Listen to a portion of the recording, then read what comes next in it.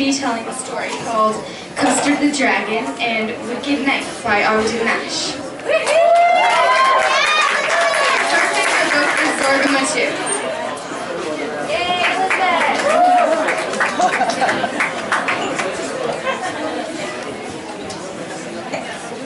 I'm going to be continuing the story of Custard the Dragon by reciting Custard the Dragon and the Wicked Night by Ogden and Nash.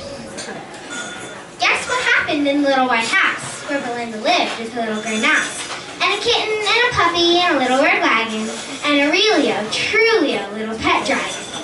The dragon was a shy one, forever getting flustered, so they said he was a coward and they called him Custard. He'd eaten up a pirate once, but then he went back to being a coward again.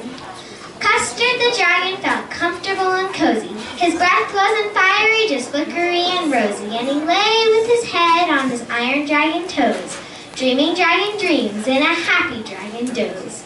Belinda sang as she went about her housework. Blink the mouse was busy with her mousework. Ink the kitten was laundering her fur and teaching dog Mustard how to purr.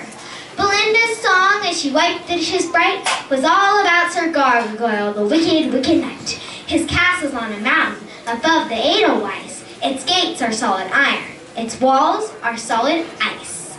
And deep beneath the cellar is the dismalest of caves, where he keeps captive maidens he has carried off as slaves. Ink, Blink, and Mustard joined their voices three. We're not cowardly like Custard, we're courageous as can be. So hush you, Belinda, hush you, do not fret you. We promise that Sir Gargoyle shall never, ever get you. And then, just as Ink was complimenting Blink, "That," said a voice, "is what you think." Belinda dropped her dishes on the floor, for there was Sir Gargoyle coming in the door. You could tell he was wicked, for he reeked of roguery. He was like an ogre, only twice as ogre-y. He was twice as big as a big gorilla and covered with armor like an armadillo, armor on the front of him, armor on the back, and every inch of it, thunderstorm black. Ink got goose flesh, Blink was terror-laden, and Mustard yelped that he was not a maiden. Ink fled downstairs, Blink fled up, and underneath the sofa went the pup. Sir Gargoyle pounced with panther speed and carried off Belinda on the snorting steed. He pried his spurs to the cruel heel, for he was in a hurry for his evening meal, his favorite meal of screws and nails and rattlesnake tongues and crocodile tails. Custard was roused from his quiet dreams by the pitiful sound of Belinda's screams. "To horse!" he cried. "Brave friends, to horse! We must organize a rescue force!" Said Mustard, "I'd show that wicked knight, but I've got a toothache, and I couldn't bite." Said Ink, "I can hardly stir in my stumps. I'm afraid I'm coming down with mumps." Said Blink, "If only I were feeling brisker, but I am weakened by an ingrowing whisker." "Alas," cried Custard, "alas, poor Belinda." He sighed, and the sigh was a cinder. Her 3 brave bodyguards are powerless as she, and no one to rescue her but chicken-hearted me. "Well," said Custard, "at least I'm in the mood to be the toughest chicken that ever was chewed." And as he thought about Belinda and Sir Gargoyle, everything inside him began to boil. He boiled, and he fizzled, and he bubbled, and he hissed, and then he whooshed like a rocket through the evening mist.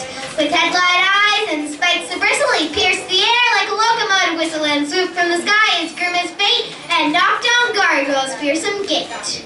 Sir Gargoyle rose a Custard's tail, he was chewing a screw and swallowing a nail. He cried, "You can hammer all night and day, but you might as well take yourself away. My gates are iron, my walls are ice, and I've woven a spell about them thrice. And if by chance you should break in, I'll lay you open from tail to chin."